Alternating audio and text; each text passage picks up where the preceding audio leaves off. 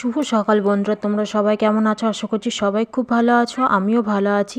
তো আজকে একটা নতুন ভিডিও নিয়ে তোমাদের সামনে চলে আসলাম। এখন দেখতে পাচ্ছ ঠাকুর পুজো করছি। আজকে হচ্ছে মানে অগ্রহায়ণের শেষ সংক্রান্তি, পৌষ মাস পড়বে আর কি।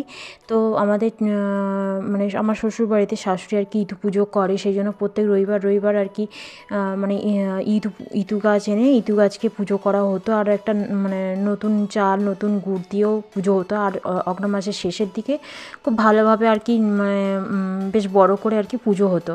তো এবছর হয়নি, এবছর শাশুড়ি একটু পায়ে ব্যথা ছিল, সেই জন্য আর কি করতে পারিনি। আর আমাকেও বলেছিল, কিন্তু আমার শরীরটা তো তোমাদেরকে আমি ভিডিওতে বলছি যে আমার শরীরটা ভালো নেই, তাই জন্য আমিও আর কি এবছরটা করতে পারিনি। আমি গায়ে উপোস পালন করেছি, শাশুড়িও করেছে, তাই জন্য আর কি ছোটো করেই ঘরের মধ্যেই অগ্রহায়ণের শেষ সংক্রান্তিটা পালন করলাম। তো তোমাদের সাথে সেটা শেয়ার করলাম যে কিভাবে পালন করি। আর আমি এত স্পিডে করেছি কারণ আমি যদি পুরো ডিটেলসে দেখাতে যেতাম, কারণ তাহলে অনেকটা বড় ভিডিও হয়ে যেত, তখন তোমাদের ভালো লাগতো না দেখতে। তাই জন্য আমি মানে যতটা পেরেছি তোমাদের সামনে চেষ্টা করেছি দেখানোর। আর স্পিড করে দিয়েছি কারণ বেশি দেখাতে গেলে তো অনেক বড় হয়ে যাবে, সেই জন্য আমার ভিডিওটা অনেক বড় হয়ে যাবে। তাই জন্য আমি যতটা পেরেছি তোমাদের সাথে মানে শেয়ার করার চেষ্টা করেছি, মানে তোমাদের যাতে ভালো লাগে। তো দেখতেই পেলে আমার পুজোটা মোটামুটি কমপ্লিট হয়েছে। তারপরে আলপনা দিচ্ছিলাম, আলপনাটা দেওয়া হয়নি। তো আর আলপনাটা দিয়ে তারপর আমি বাটিগুলো বসাচ্ছিলাম। আর আলপনাটা মানে ভুলে গেছিলাম, তারপরে সবার শেষে মনে পড়লো আলপনাটা তো দেওয়া হয়নি, আলপনাটা তাই দিচ্ছিলাম। আর আমি কি বলো তো, কোনো পুজো হলেই না আমার আলপনা দিতে খুব ভালো লাগে, আলপনা দিই। মানে ঘরের মধ্যে আলপনা দিলে খুব মানে ভালো লাগে, মনে হয় যেন ঘরের মধ্যে একটা কি পুজো হয়েছে, বেশ ভালো লাগে, তাই না? তোমাদেরও নিশ্চয়ই এরকম হয়, আমার তো এরকম হয়।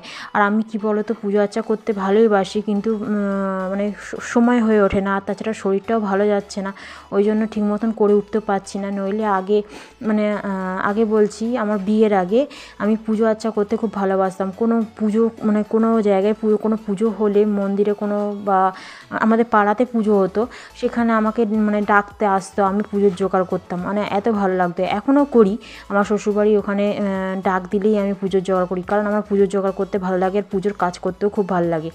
তাই আমি তোমাদের সাথে মানে বেশি শেয়ার করতে পারি না, কারণ আমি খুব ব্যস্ততার মধ্যে যাই, আর শরীরটাও এই কদিন ভালো যাচ্ছে না। আমি ভিডিওটাও মানে প্রায় অনেক দিন বাদই দিলাম, প্রায় 2 সপ্তাহ মতন হয়ে গেল আমি তোমাদের ভিডিও দিইনি। কারণ আমি এরকম ভিডিও মানে 2 সপ্তাহ পর ভিডিও দিই না, আমি সাধারণত 5 দিন 6 দিন, খুব বেশি হলে 1 সপ্তাহ অন্তর ভিডিওটা দিই, কিন্তু এই এতদিন অন্তর ভিডিও আমি দিই না। কিন্তু আমার শরীরটা প্রচণ্ড খারাপ ছিল। আর তোমাদের তো আমি শর্ট ভিডিওতে বারবার দেখছিলাম, আমি ব্লগ ভিডিও না দিলেও শর্ট ভিডিও কিন্তু তোমাদের সামনে আসছিলাম। তো বারবারই মানে বলছিলাম যে আমার শরীরটা ভালো যাচ্ছিল না। আর তাছাড়া বিয়ে বাড়িও ছিল, পরপর খাওয়া দাওয়া হয়েছে, সেই জন্য শরীরটাও একটু ভালো নেই। আর পেটের তোমরা তো জানোই যে আমার পেটে একটু সমস্যা আছে, আমার প্রবলেম আছে, সেই জন্য আর কি আরও সমস্যা হয়ে যাচ্ছিল। তো এখনও পর্যন্ত আমি পুরোপুরি ঠিক হইনি, এখনও পর্যন্ত মাঝে মাঝে শরীরটা একটু খারাপ লাগছে। আর খুব ঠান্ডাও পড়েছে, এত ঠান্ডা না কি বলবো।